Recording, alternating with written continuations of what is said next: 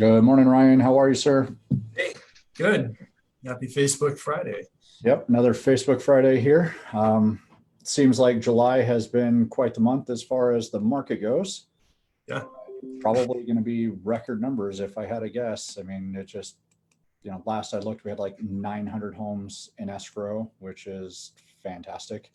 Um, but it also looks like some of the lending guidelines are loosening slightly to help us as well. I know that the 401k changes were one of the big things that happened. So why don't you tell us a little bit about that? Yeah. So there's when you buy a house, you're going to pull from your 401k, and a lot of people will do that for the purpose of buying a house. You avoid having to pay the early withdrawal penalty because you're using that money to buy, for your house, but it's a loan. You have to pay that money back. Yeah. So there's a new act that's being proposed. It's not in place yet, but it's being proposed right now. And it's like the first time home buyer COVID-19 pandemic act that they're proposing. But Okay. basically what they're saying is look, we want first time home buyers to be able to tap into as much as $25,000 of their 401k, tax free, penalty free, and loan free. So they can actually, if they've got that money, they've set it there for the purpose of retirement, but they decided they wanted to buy a house with it. This act, if it passes, will allow them to pull that money and they don't have to repay that. So now if you do it right now, you pull that money and you repay it on a loan. So there's interest and you're repaying yourself over time. So it's essentially you're borrowing a loan against your own 401k to get that money. This new act allows you just to get it. It's yours. You get to keep it, use it for the house, and you're good to go.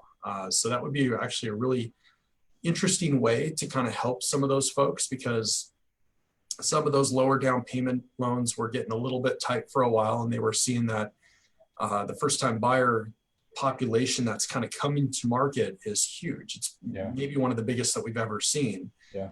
And in terms of a demographic and an age and things like that. So they're like, how do we help these folks? And if we're seeing that credit market tighten a little bit in that space, there's got to be a different way. And we realize that people are having a little harder time trying to save and build up that big down payment. Yeah. But if they've done their due diligence and thrown some money into a retirement account over the years, maybe they have access to that. So that's kind of the proposal right now. I think it would actually be a really good idea. Yeah, I think it'd be a great idea too. And the first time buyer market, and even the people that have a sub 700 credit score, we had talked before about those loans being more expensive to get a great rate at, right? And so if they did have a lower credit score and they used the 401k funds with no penalty, right?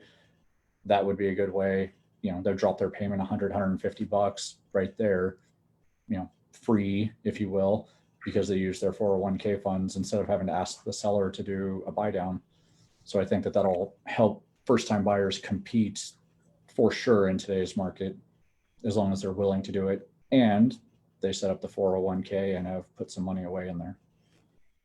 Yeah, I mean, from a preparation standpoint, it's a great place to kind of park your cash and let it build for your future self. And whether you use it for a house or not, it's probably a good idea for people to kind of dive into that and see what your contributions are. And we find it a lot of times that people have that account kind of set up, but they don't really know what's going on with it, where the funds are being allocated, or how much is actually going into that account. So kind of on the coattails of last week's call, like what to do, learning from this last shutdown, another good place to kind of take a look at, because I'll say, like, my 401k took a massive dip whenever the market shifted with COVID. Maybe it's time to reallocate some funds into some kind of a safer place, so that they're not fully exposed. Maybe it's not as heavy in stock, or it's got, maybe more bond or something behind it. So it's a little bit more stable environment. So same thing for somebody that has a 401k right now. If you're planning on doing a purchase maybe in the next year, maybe 2 years, and we realize that there could be volatility in the markets, maybe you can call your 401k provider and you can ask them, if you could shift some of that money into maybe a safer allocation that might actually protect it. You may not get the upside quite as much, but it also protects you from that violent downside swing, especially if you're kind of banking on that money for the purpose of using it for a down payment. Be nothing worse than having like 30 grand in there and then go to pull it and you got 17 and you're on, oh shoot, well, I was going to use all that money for my down, but you know, I only got 17 of it. Got to change my plans. Yeah, for sure. Do you know if will that also impact like the Roth IRAs and stuff for the self-employed people, or is that strictly going to be 401ks right now? Right now it's just being kind of proposed as 401k. Okay.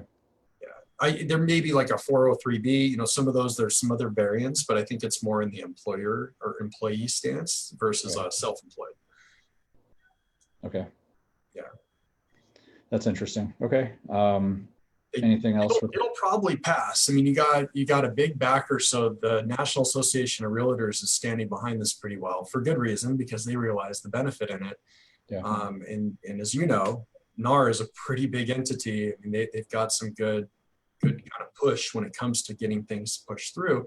Yeah. So I think we have a pretty good shot at seeing something like this kind of develop, maybe with a couple tweaks here and there, but the initial proposed bill, 25K, no tax implications, and no withdrawal penalty or something from the 401k, just kind of get that money and no loan. So it'd be kind of nice. Yeah, that would be huge for sure. And one of the other things about that that's kind of nice to point out is like, we go back to 2000, maybe 8, I think is what it was. There was that if you bought a house, you got like 8 grand. Do you remember that on your taxes? It was the middle of 2008, and I think the first one was 7,500. Right. But that was taxable. $500 a year, and then after that, they're like, don't worry about paying it back.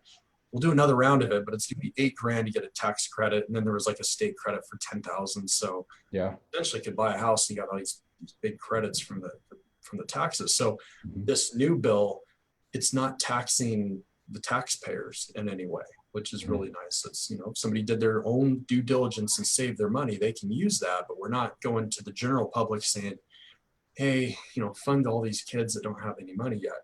So if the ones that did save, they get to use that and they get the benefit from it without having to kind of tax everybody else. So, so I think it'll be well received. Yeah, it's not a stimulus plan. Correct. It's just a reward for good behavior, essentially. Yeah. Which is fantastic, right? And then we don't have to worry about repercussions from that down the road as much. Exactly. As we do with the stimulus plans. Yeah, that's really good. I don't know how that would hurt, and I don't know why or how that would fail.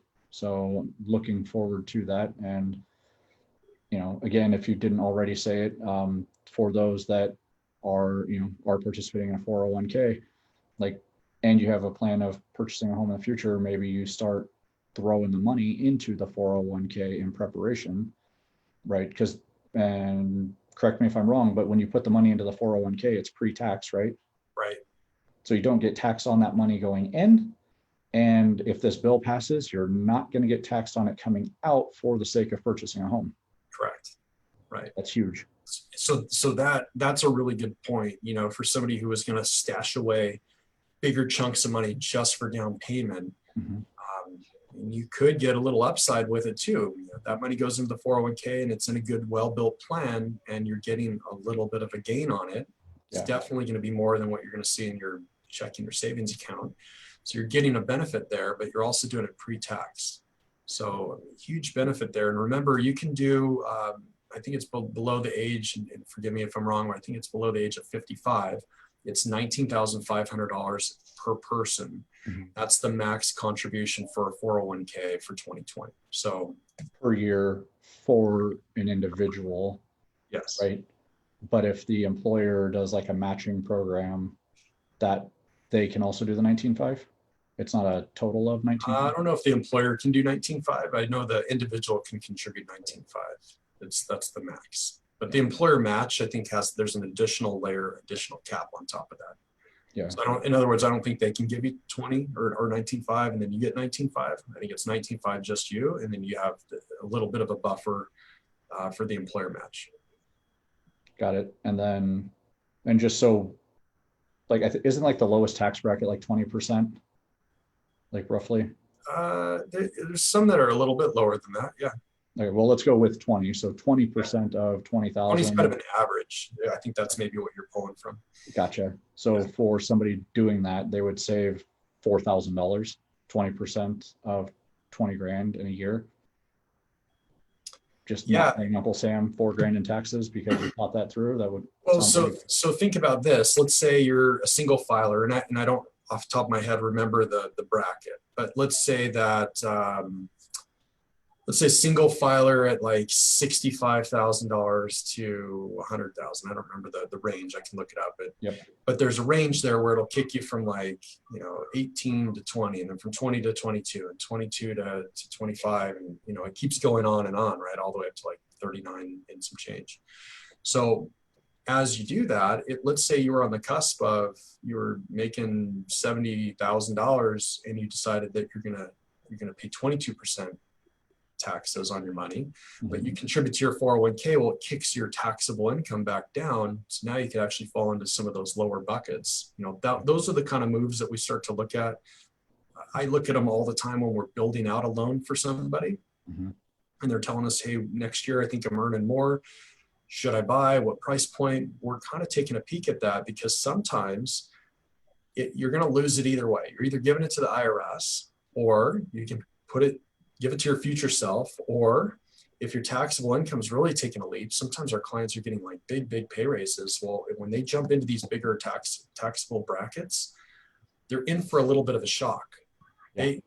If you're an employee rather, and you say, I'm getting an extra $80,000, some of these guys are getting some big advancements. That sounds great. It's like, oh my gosh, what am I going to do with all that money? But what people fail to think of is like, how much is that going to impact what I've already been used to earning? They're in for a shock on how much gets taken out for taxes. Yeah. So sometimes we run into folks that have these advanced careers, and when that happens, they want to go really aggressive on their mortgage, and I'm going to throw all this money out, and I'm going to take a 15-year loan and pay it off in 7 years.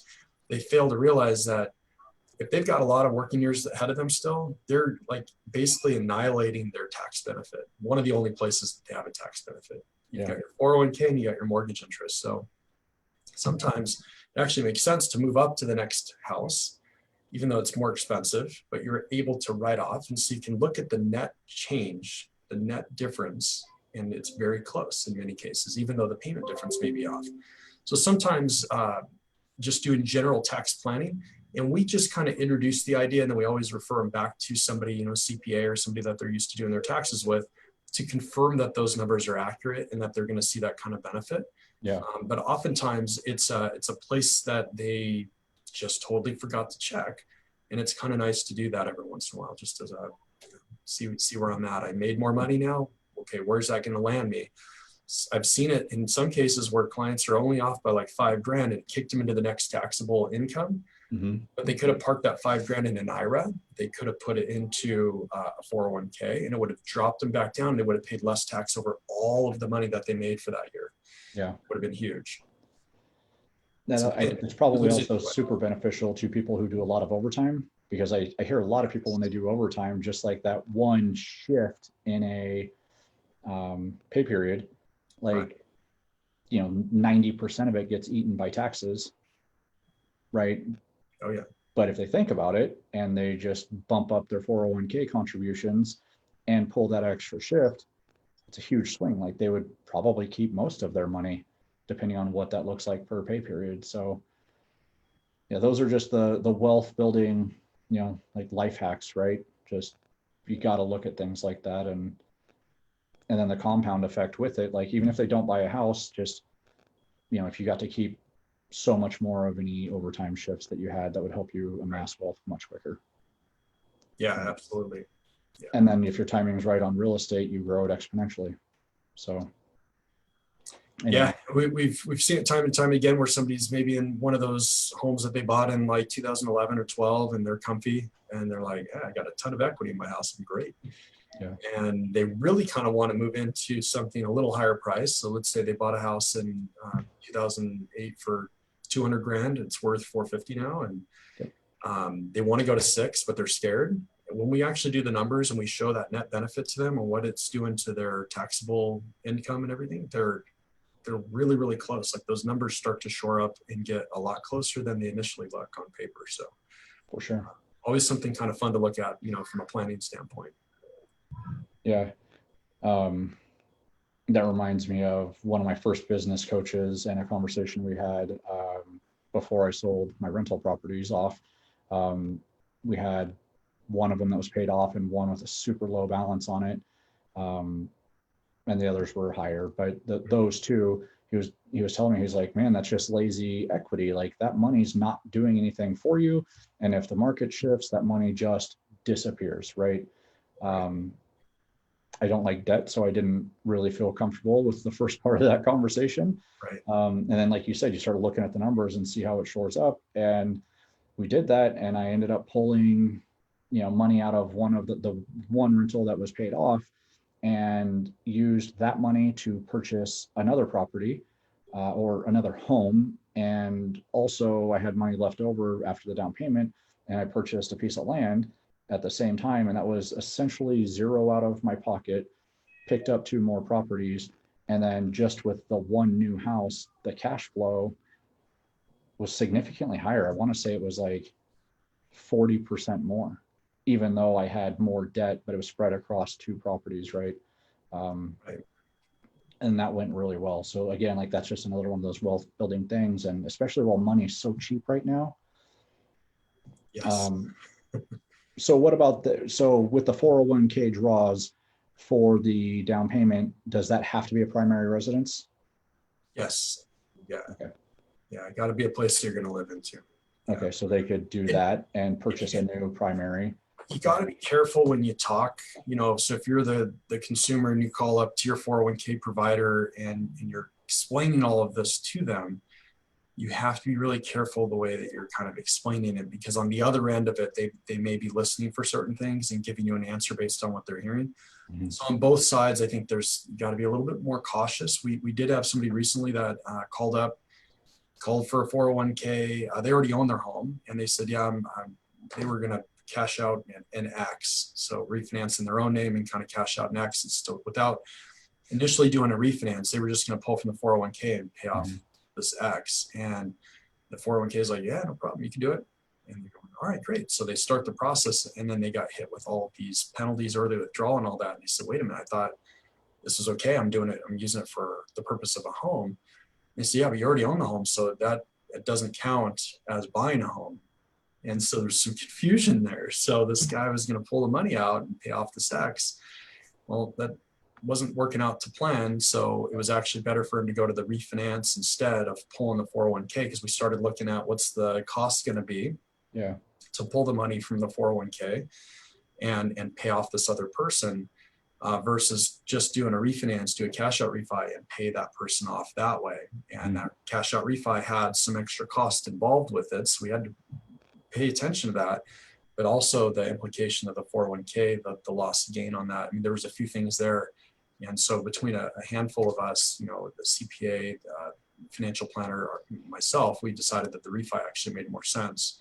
But the initial phone call that was made was, hey, I need to cash out, my X. I heard I can use this for my home. And they said, yeah, absolutely, you can do that. But they were thinking he's buying another house. He was just trying to cash them out and use the existing house. So that combination doesn't work. So yeah, just be, very clear, maybe repeat your question multiple times to make sure the answer you're getting on the other end is totally right. But sometimes it can be misinformed. For sure. Awesome. See, we wanted to talk a little bit real quick about the PPP stuff, right? For businesses. So, so self-employed, we've seen several new applications that are coming in where the PPP loans that those business owners got are on their bank statements. And then we have to factor out that PPP loan. So let's say you got a $50,000 payment protection plan loan. We pull that out. So in a case where, let's say you had $60,000 in the bank as a business and 50 of that came from that loan, in our eyes, you have 10,000. So we've seen some of these applications coming over, and a couple of them didn't start with me. They started with somebody else that said they were fine and found a problem with it, got referred to me to fix it. And I'm like, no, you have a problem. Because they were trying to use that money the PPP for their down payment for their closing costs. You can't do that. It's designed to pay your payroll. And that can be a big place where you stub your toe if you're making that plan.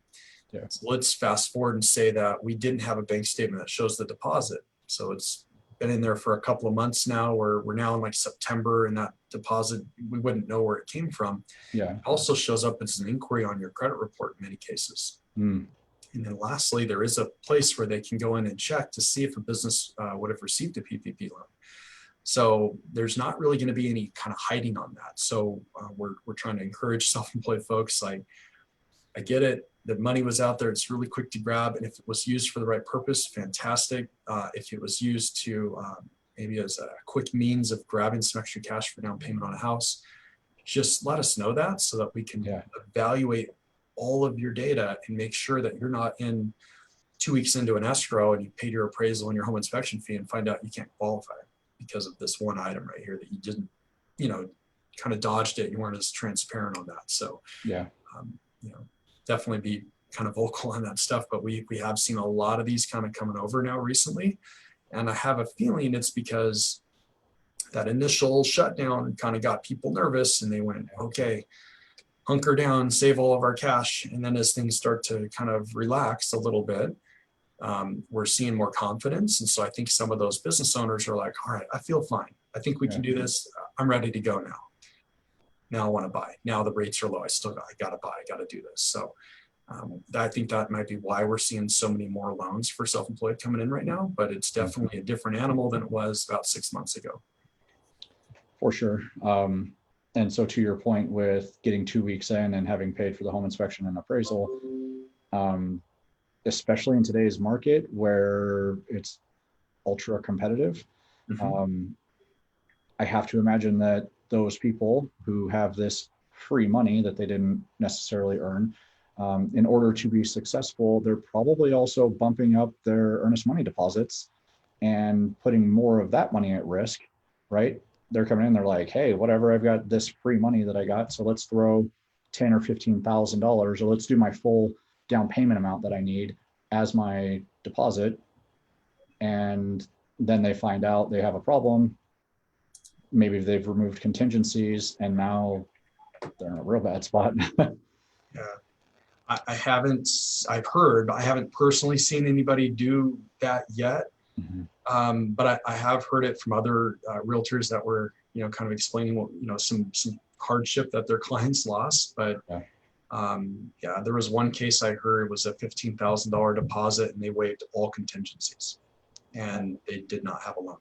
They thought they were well qualified and they weren't. There were some issues with that loan. And what in their defense, they had pre-approved with that lender about a year ago. And they were good. And so they said, well, our business is the same. We're good. But they didn't really recheck. And so they wrote this offer, lifted all contingencies, and that money's gone. We're not getting that back. So that sounds crazy. That's a lot of money. I mean, 15 grand is a lot. And to the seller's side, that's loss of time on the market. That's potential another buyer, so they have every right to hold on to that for their time. Yeah. I mean, shoot, right now, if the market shifts just a little bit, like rates come up, right? And the market drops 2% with our average sales price of being $350 right now. That's $7,000 they lost just waiting on this buyer who wasn't as prepared as they should have been coming into the market.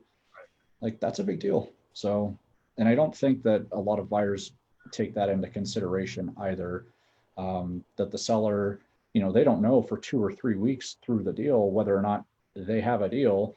And then all of a sudden they have to vacate in 2 weeks. Like, it's crazy. I mean, movers, you can't just call a mover and be like, hey, can you be to my house in 2 weeks and have this all packed up? Like, you've got to book that out in advance. Like, even if you're doing a pod, like those are several weeks out, booked. So they have to rely on the pre-approval to say, hey, this person is totally creditworthy. They're good. And then kind of blind faith and trust, start to initiate all the movers, the packers and things. Because to your point, and that's another good thing to think about is right now, because of how busy everything is and how impacted, and then even with movers and how many movers are allowed to be in one vehicle and help move is a little bit different too. So their productivity is a little bit different. they're getting pushed back, and we've heard rumors of 2-3 weeks to get something scheduled. So we've even seen somebody that, missed. They were going to try to move on the 15th. They decided that, no, we're going to wait another week and clear out our apartment. We're going to move on like the 25th. And they go, we can't come back for 3 weeks. So it's not as easy as it was in the past just to get somebody in there. So for sure. Yeah. All right. Anything else? Well, I guess real quick on the PPP funds, just because somebody has received them doesn't mean that they can't get a loan. They just have to be solvent outside of that money that's received, right? So exactly. So what does that need to look like? They need 6 months reserves for a business? No, so the idea behind that PPP was to kind of float that payroll, basically keep your employees here, keep them on payroll so that you're not having to lay people off just because you're out of work for a period of time. Yeah. If you use it for that purpose, and I don't know the exact details, I don't write PPP loans, but it was either they didn't pay it back or it was paid back in a really, really favorable term. So it's good. I mean, it's a really good thing for a business for sure. Yeah. When we're looking at a self-employed loan, and this is Fannie Mae and Freddie Mac guidelines. This is basically every bank is going to follow the same rule. Yeah. They're looking at what was your tax returns. Sometimes it's 1 year, sometimes it's 2. So worst case, we look at 18 and 19, or we may only look at 19, depending on how the approval comes out. But let's say we only needed 1 year with 2019. So we go, all right, there's your income. That's kind of where the buck stopped for the most part in the past. Yeah. But now what they're saying is, okay, on top of that, we want you to give us a P&L. Well, that's a piece of cake. So somebody goes into QuickBooks, they print out their P&L, they go, yeah, here you go. Here's our P&L. We check it out. We want to make sure that it looks similar to what 2019 was doing. It's not declining. Yeah. Okay, as long as that checks out and looks okay. And by the way, if a PPP was kind of input in there, we have to account for that. We back it out. So we're not like, it's not negative against somebody. We're just backing out those funds. So we can't say if a PPP is 50 grand, it's not counted as income for the year. It's just backed out. Okay, so we kind of factor that if it's built into their P&L. Yeah. And then on top of that, 2 months bank statements, the most recent bank statements that are supporting the deposits. Here's where things get tricky. I recently saw somebody that had some accounts receivable come in for, let's say, $25,000 in the month of, let's see, this would have been their May bank statement. And in June, they only had $5,000 in deposits. At the moment, that loan doesn't qualify. Yeah. Even though 2019 taxes are fine and the P&L is fine. And that in the nature of that particular business is very much like that. They'll have these like peaks and valleys where you have money kind of coming in and then a little slow month and then kind of a bigger month and a slow month. We have to kind of hit them on that good month. So it would be opposite if we had a June deposit of 25K and we had May, we only had 5, it's approved. But because it's the opposite way, right now, they can't approve. Next month, if deposits come in, they're good. So with that particular client, we're waiting a month to actually get them to go. So, and then I have another self-employed who's, they're doing a new construction. It's not going to be ready till like next March. How do you approve that guy? You know, because you're looking at them like, all right, you're approved right now. And then I have to tell them, make sure business is, on paper, it's looking solid all the way through because your loan's not in place until you're ready to close, until it's home's built. Yeah.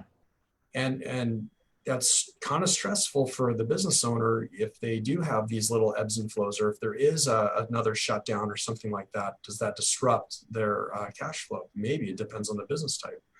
So a lot of conversation on that stuff. And I think it's even more important now to get in front of a lender or somebody that can kind of walk you through that. If you are self-employed, get in front of somebody early. If you're looking at like a November purchase, like right now is the time to talk about it because you have time to make some changes in your business model. Yeah. And we're getting ready to wrap up July. I can't believe that. Yeah. July's done. Basically it's, that's pretty crazy. Yeah. Yep. This month kind of flew by. And I think to your point at the very beginning of the call, you said it was like record numbers for everybody. And it is, it's like record numbers for just about every lender, every loan officer that I've talked to are going to hit record numbers. Yeah. Just about every realtor I've talked to are hitting record numbers. It's really, really wild to see how much that that slowdown when things kind of were locked down, Mhm. kind of paused things for a minute. And then the minute it opened up, it was like the floodgates just opened. Everybody's like, oh my gosh, we got to get this stuff done. We're back to work. So, Yep. and August seems just as busy. There's not like a slowdown. It's not like we're at our destination. Okay, train stops. It's moving still. Yeah, for sure. Which I'm grateful for. So yeah. Awesome. Yep, absolutely. Alrighty, sir. Well, thank you. You have anything else to add on those two items? No, I think that's it. I mean, any questions, just throw them in the comments or PM, one of us, and we can kind of address it privately, but absolutely. Perfect. Alrighty, Ryan. Have a great rest of your day, and we'll see you next week. Sounds good. Thanks, Mike. See ya.